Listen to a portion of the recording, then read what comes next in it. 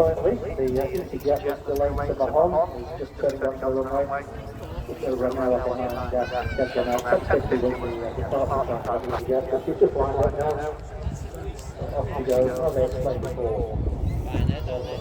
May have been stuck on that aircraft for an hour. It's far better for the airline to do that, and also for the passengers to ensure that they can actually make use of an improved slot when the aircraft misses the original departure time.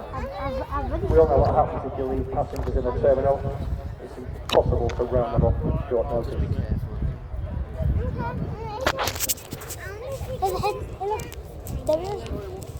There isn't a Santa Claus. Can I take a picture?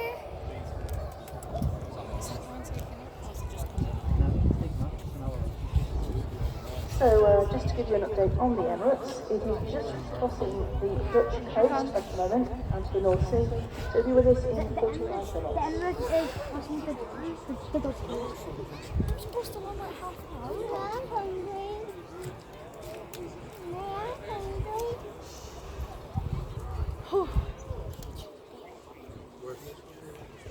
Well, right there, to our left, she's off to France.